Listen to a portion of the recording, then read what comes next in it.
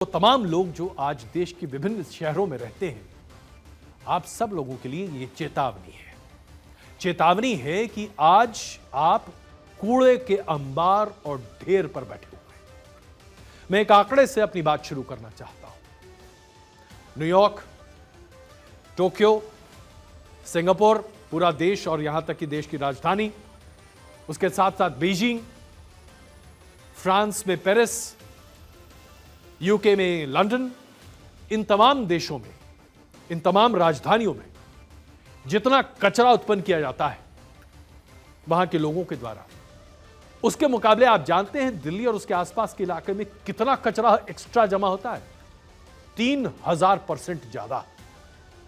3000% ज्यादा कचरा दिल्ली और दिल्ली के आसपास के इलाके में रहने वाले लोग हर दिन इकट्ठा कराते हैं, दुनिया के किसी भी राजधानी के मुकाबले।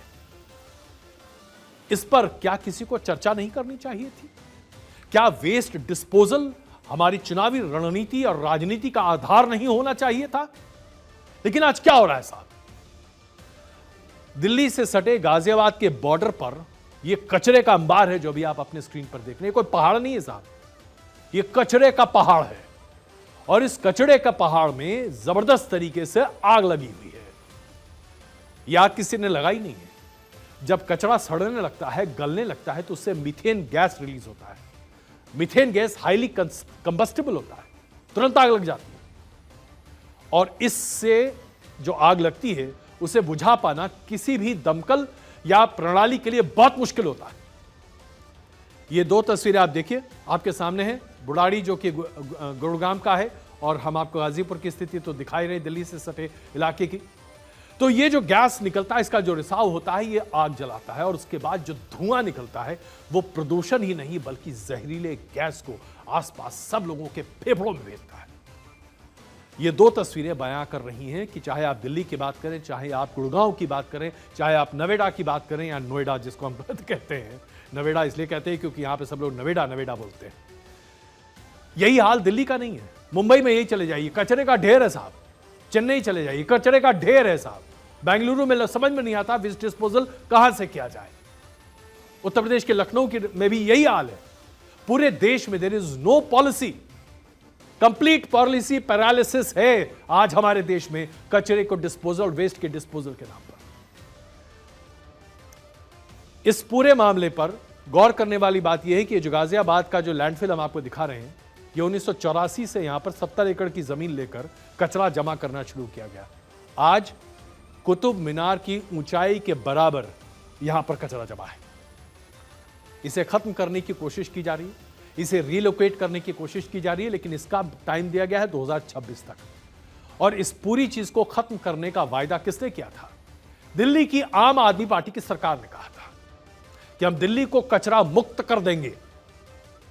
अभी तक आम आदमी पार्टी के किसी प्रवक्ता ने किसी भी डिबेट शो में, टीवी पर या कहीं पर भी दिल्ली में कचरे की बात कही है आपके सामने? नहीं कही होगी। इससे जो गैस रिसाव हो रहा है वो अपने आप में बता रहा है कि कितने बड़े पैमाने पर दिल्ली वालों की स्थिति बहुत ही बृहत होती जा रही है। आप जरा सोचिए, जो आंकड़े अभी सामने आ रहे हैं, दिल्ली म्युनिसिपल कॉर्पोरेशन ने कहा है कि बीते 5 साल में 46 मीट्रिक टन कचरा यहां पर हटाया गया है गाजीपुर से, और अभी 84 मीट्रिक टन कचरा बचा हुआ है साहब। यानी कि 140-50 मीट्रिक टन कचरा यहां पर जमा था।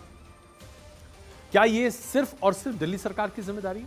जाहिर सी बात है, इसमें केंद्र सरकार को भी सक्रिय भूमिका निभानी चाहिए कि भाई कचरा वेस्ट डिस्पोजेबल एक बहुत ही जबरदस्त मुद्दा है। दुनिया के किसी देश में चले जाइए, हर जगह वेस्ट सेग्रीगेशन होता है, उसके आधार पर चीजों को अमली जामा पहनाया जाता है। किचन का वेस्ट एक जगह रखा जाता है, सॉलिड वेस्ट एक जगह रखा जाता है, प्लास्टिक वेस्ट एक जगह रखा जाता है, और उसे अलग अलग तरीके से डिस्पोज किया जाता है। लेकिन हमारे यहां तमाम नीतियां होते हुए भी पहले तो लोग इसका पालन नहीं करते हैं, और दूसरे सरकार इसे पालन करने में पीछे रहती है। और कभी भी सरकारों ने इस पर ध्यान दिया ही नहीं। तमाम नीतियां बनती हैं, सब कुछ होता है, लेकिन यह राजनीतिक मुद्दा नहीं बनता। आज क्या दिल्ली में 7 लोकसभा की सीटों में कहीं यह मुद्दा है? कोई राजनेता यह बोलता दिखाई देता है किसी भी पॉलिटिकल पार्टी का कि कचरे को हम अगले 6 महीने में, 1 साल में खत्म कर देंगे? ऐसा नहीं दिखता। और कचरे से निकल रहे इस धुएं, इस आग और इस जलन से लोगों में क्या क्या बीमारी हो रही है। लोगों की आंखें खराब हो रही, फेफड़े खराब हो रहे, दमा हो रहा है लोगों को, उसके साथ साथ तरह तरह की डिजीजेस हो रही हैं, किडनी तक इफेक्ट करता है, क्योंकि ये जो हैवी मेटल्स है वो आपकी बॉडी में डाल रहा है, जिससे किडनी और आपके लिवर पर जबरदस्त तरीके से असर पड़ रहा है। आपकी पूरी जीवन शैली खत्म हो रही है, लेकिन कोई सुनने को तैयार नहीं है। सबसे बड़ी बात तो यह कि जो नॉजिएटिंग फीलिंग होती है उससे तरह तरह की एलर्जी होती है, गले की खराश और तरह तरह की सूजन, यहां तक कि दिमाग की सूजन होती है, ब्लड प्रेशर बढ़ जाता है। क्या हमारा हेल्थ हम सब लोग के लिए इंपॉर्टेंट नहीं है? क्या यह मुद्दा नहीं है जिस पर चुनाव होने चाहिए? यह सवाल मैं सिर्फ दिल्ली वालों के सामने नहीं रख रहा हूं, यह पूरे देश भर के सामने है कि जब कचड़े से मीथेन गैस निकलता है, सल्फर निकलता है, नाइट्रेट्स, बेंजीन, कार्बन मोनोऑक्साइड, इस तरह की तमाम चीजें बाहर निकलती हैं, तो इसके डिस्पोजेबल के लिए सरकारें, चाहे किसी भी पॉलिटिकल पार्टी की बात करें, कांग्रेस की बात करें, बीजेपी की बात करें, आम आदमी पार्टी की बात करें, एसपी की बात करें, बीएसपी की बात करें, डीएमके की बात करें, भाई किसी की बात कर लीजिए, कोई तो कुछ कहे, कोई तो कुछ करे। अगर आज आप हमारे देश के लिए, हमारी जनता के लिए कुछ करने को तैयार नहीं, तो आपको वोट क्यों दें? यह बहुत महत्वपूर्ण है और इस पर चर्चा होनी चाहिए। पर्यावरण सिर्फ कहने की बात नहीं है।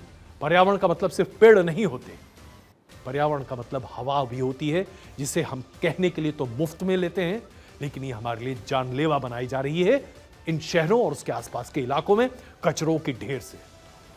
कचरा पॉलिटिक्स होनी चाहिए साहब, नॉट द कचरा politics that we see, but कचरा रिमूवल पॉलिटिक्स, ये बहुत जरूरी है।